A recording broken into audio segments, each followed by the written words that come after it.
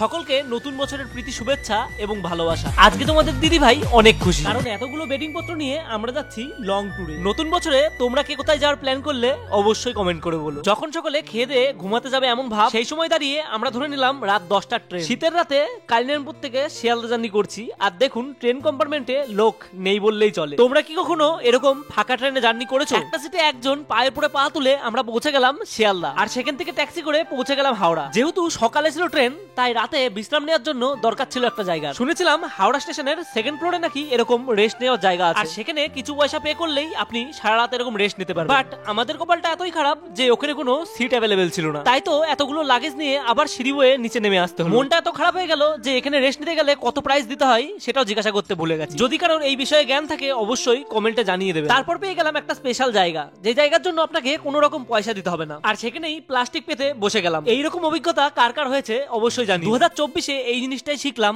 যেটা না পাওয়া সেটা না পাওয়াই থাক, আর যেটা পেয়েছো সেটা নিয়ে আনন্দে থাকো। আর এই যে 2024-এর সবচেয়ে ট্রেন্ডিং চটি, যেটা স্পেশালি ঘুরতে যাওয়ার জন্যই কিনেছিলাম। রাত পেরিয়ে সকাল হতে থাকলো আর দেখলাম আমাদের ট্রেন এসে হাজির। তাই তো চললাম লাগেজ নিয়ে বন্দে ভারতের দিকে। আজকে আমাদের গন্তব্যস্থল পুরীর সমুদ্র সৈকত। ডিটেলসে সমস্ত ভিডিও দেখতে ইউটিউবে গিয়ে সার্চ করুন কাটুস লাইফস্টাইল। কি করে যাবেন, কম প্রাইসে ভালো হোটেল কোথায় পাবেন, সমস্ত কিছু ডিটেলসে কিন্তু এখানে দেওয়া আছে। তারপর আমরা উঠে পড়লাম বন্দে ভারত ট্রেনের ভিতর। যেমন ইউনিক ট্রেন তার সেমন গতি। অনেকদিন আগে ট্রেনটা চালু হলেও আমাদের কিন্তু এইবার first experience. Per head price পড়েছিল 1275 টাকা করে, তার মধ্যে ব্রেকফাস্ট কিন্তু ছিল ইনক্লুডেড। তোমরা কে একবার হলেও বন্দে ভারতে উঠেছো অবশ্যই কমেন্ট করে জানাও। বন্দে ভারতের জানালা দিয়ে পাহাড় দেখতে দেখতে পৌঁছে গেলাম 7 ঘন্টায় পুরী স্টেশন।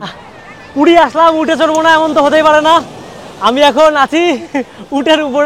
পুরীতে জগন্নাথ মন্দিরের পাশাপাশি অনেক সুন্দর সুন্দর সাইট সিনের জায়গা কিন্তু আছে। যেমন এই ধরুন কোণার্কের সূর্যোদয় মন্দির। তারপর যে স্থানটি দর্শন করতে পারবেন সেটা লিঙ্গেশ্বর মন্দির। তারপর আছে যেই স্থানে আপনারা খুব সুন্দর সুন্দর ছবি তুলতে পারবেন, উদয়গিরি। তারপর যেখানে গেলে আপনারা একটু আড্ডু ট্রেকিং এর মজা পাবেন, খণ্ডগিরি। আছে এশিয়ার দ্বিতীয় বৃহত্তম জু নন্দনকানন, যেখানে গেলে দেখতে পারবেন হরিণ আপনার আশেপাশ দিয়ে এমন ভাবে ঘুরছে। তাছাড়া তো চিল্কা লেক, ধৌলিগিরি, আরো অনেক জায়গা আছে। তাহলে আর দেরি কিসের, নিজের প্রিয় মানুষ এবং বাড়ির লোকজনকে ভিডিওটা শেয়ার করো আর বায়না ধরো চলো পুরী ঘুরে আসি।